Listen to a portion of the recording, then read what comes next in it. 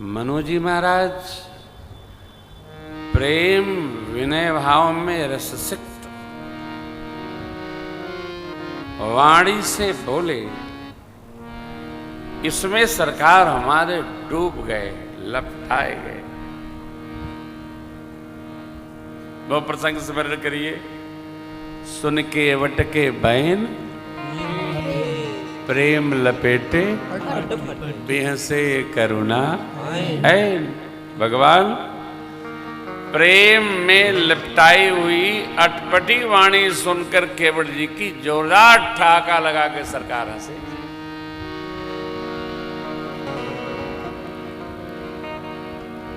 कभी कभी हंस भी लिया करिए,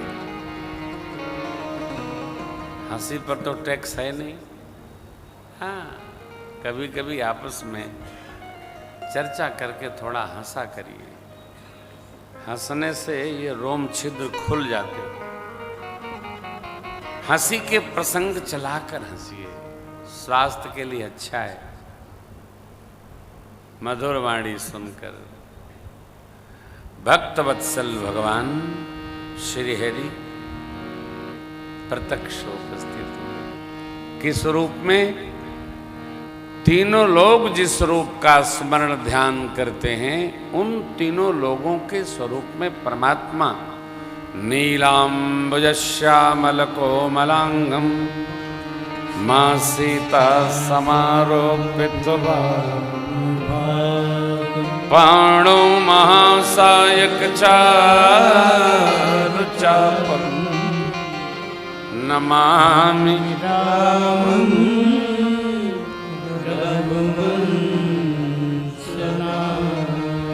नील सरोरुह नीलमणि नील नीरधर लाजहि तन शोभा निरखी कोटि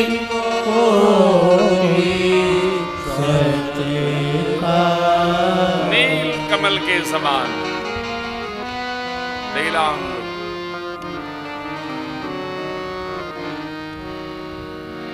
नील मणि की आभा लिए, मणि की चमक अद्भुत होती है। इन सबके गुण हैं।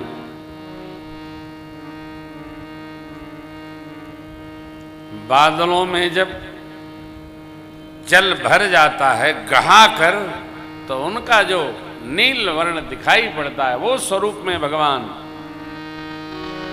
नील नीरधर लाजहि तन शोभा निरखी कोटि कोटि सत्य। भगवान की इस दिव्य छवि का दर्शन करके करोड़ों करोड़ों कामदेव लज्जित हो जाएं, ऐसी भगवान की द्युति चमक। ये एक एक शब्द कितना महत्वपूर्ण है, इसका स्मरण हम लोग कल करेंगे। एक बार पुनः इसको हृदयस्थ करिए। नील सरोरुह नीलमणि नील नीरधर लाजहि तन शोभा निरखी कोटि कोटि सत्य का। करोड़ों करोड़ों कामदेव नहीं, करोड़ में गुणा 100 का करिए। इतने कामदेव लज्जित हो जाए, ए भगवान की दे दिव्यमान आवाज द्युति।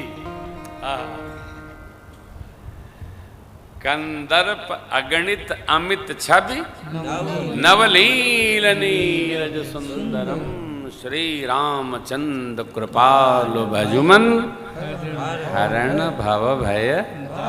कंदर्प अगणित, कितना अनगिनत विद्युत की चमक परमात्मा के दिव्य स्वरूप में। ये कहते हैं कोटि कोटि शतकाम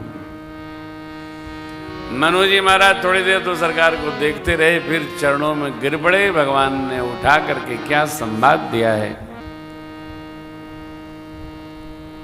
ये भी बड़ी लीला है। वो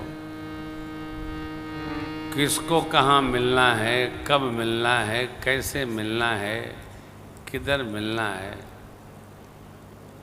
ब्रह्मा जी ने पहले से ही सब रचना बना रखी है।